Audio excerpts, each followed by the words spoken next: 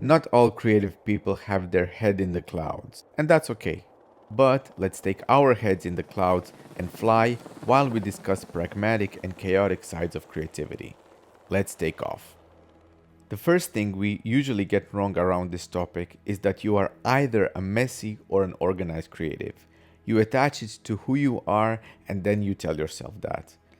If you've ever caught yourself telling yourself, "Oh, I've always been like that, and that's who I'll always be," well, you're holding yourself back with this limiting belief. You might lean to one side where you feel more comfortable, but that's not your final destiny. And that's what we'll explore in this video essay. Here's an easy way to place yourself on the creativity spectrum, just by thinking of your notes. If your notes are all over the place, you're probably chaos leaning. And if your notes are color-coded, you're pragmatic leaning. But if your notes are both, well, you are dangerous. Let's back up a little bit. If you're wondering where we're flying, we're in the Alps somewhere in Austria. I'm trying something new today, both skiing for the first time in my life and doing a video essay on creativity, paired with serene landscape shots. If you don't know me, hi, I'm Casper. I'm your creativity mentor, and this project is called Creative Demo. I believe you can become more creative by treating creativity as a learnable skill, not a talent that you're born with. Creative Demo is a project to democratize creativity. That means teaching usable creativity skills to weirdos who think that they need to be more messy to be considered creative. That's what I used to think. Or who think that their creativity is too messy to be useful to anybody. Well, I'm here to prove you wrong. Okay, now back to creativity types. Let's explore both sides of that coin. Pragmatic creativity is about structure, processes, constraints, timelines, briefs, systems, and shipping. Chaotic, on the other hand, is in the clouds creativity, all about intuition, tangents, emotions, obsessions, novelty, and unexpected connections. One is builder energy, and the other is explorer energy. Both are real, both are needed, and something I've learned is that neither one is better than the other. Let's look at two very different creative people. The first one, Martina, is a vibrant, bubbly, chaotic creator, and she's jumping from idea to idea, from topic to topic constantly. Martina thinks she's inspired, but in reality, she's just busy without accomplishing a lot.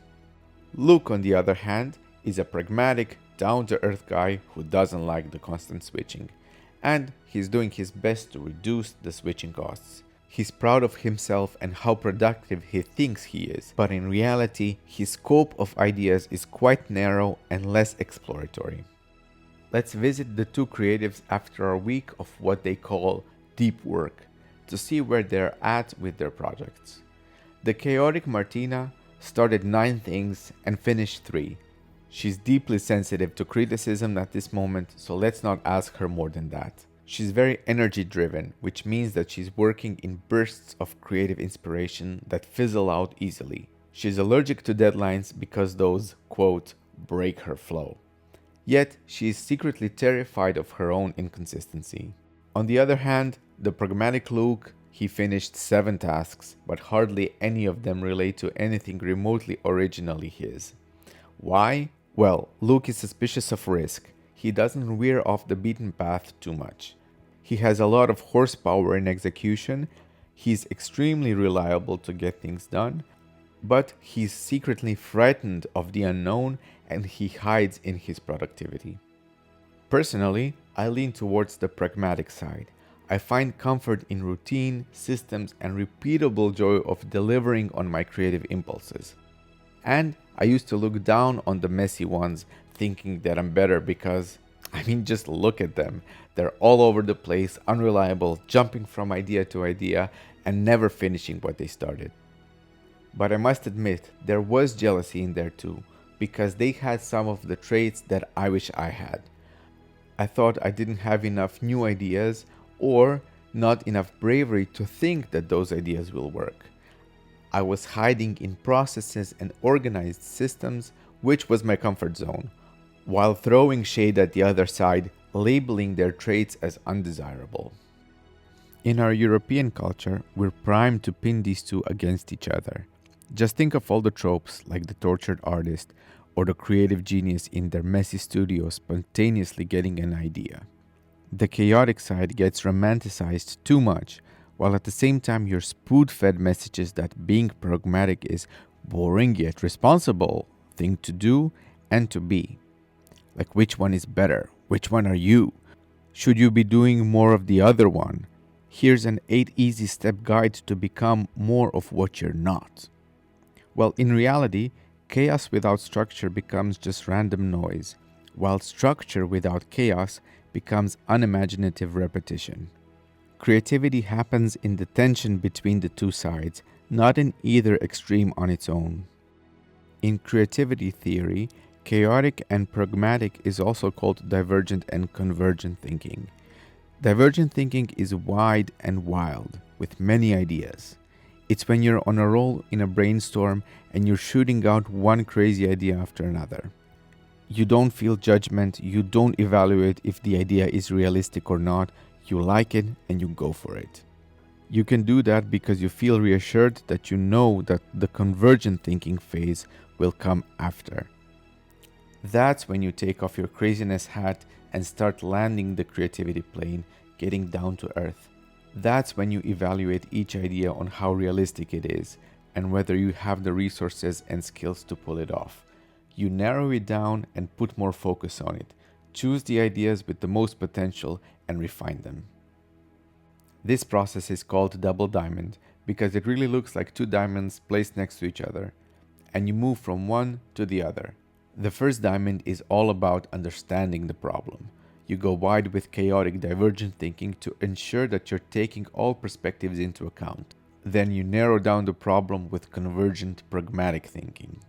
Now you're in between the two diamonds and approaching the second one where you work out the solution. Again, you go wide, brainstorm all the possible solutions to the problem with being loose and messy in divergent thinking. Then you bring those ideas back to earth by seeing which one is valuable with convergent thinking. 2 times wide, narrow, wide, narrow. First time making sure you're solving the right problem, and the second one ensures that you're making the right solution. All of this sounds very dynamic, and with the right brainstorming team, it can be super fun. But you must also have noticed that there's a lot of switching of brain modes or ways of thinking. If you think of your brain as a multitasking 5-lane highway, you've fallen for a lie. Our brains don't really multitask. We just got very good at switching context very fast. Divergent, convergent, divergent, convergent. But this doesn't come for free. Switching costs us mental energy, so we need to use it sparingly. The most powerful creative isn't just chaotic or pragmatic, they're situational. In the idea phase, they unleash chaos, but in the execution phase, they turn into an engineer. And that switch, that's the real skill. Do it twice, first time to focus on the problem, and the second time to focus on offering a solution. And be careful how you talk to yourself.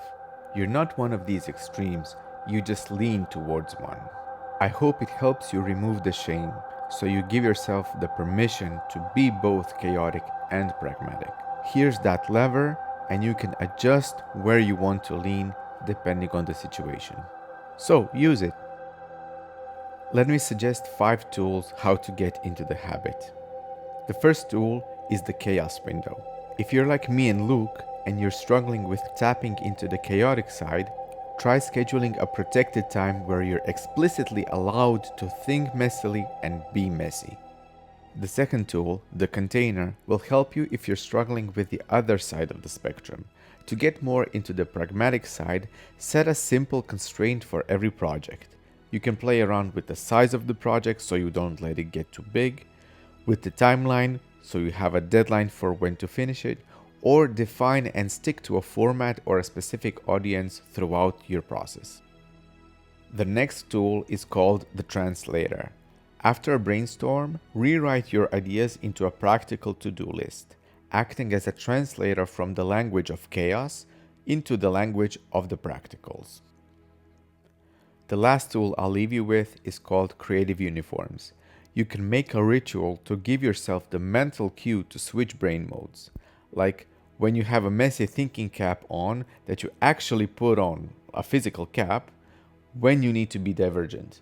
Or you do your plan standing up, writing down the plan on an actual whiteboard, the same whiteboard every time. That way, your brain will better understand the command to switch from one context to another. I hope you've enjoyed this flight with Creative Demo Airlines. Keep both thinking hats on your head, weirdos, and see you in the next one.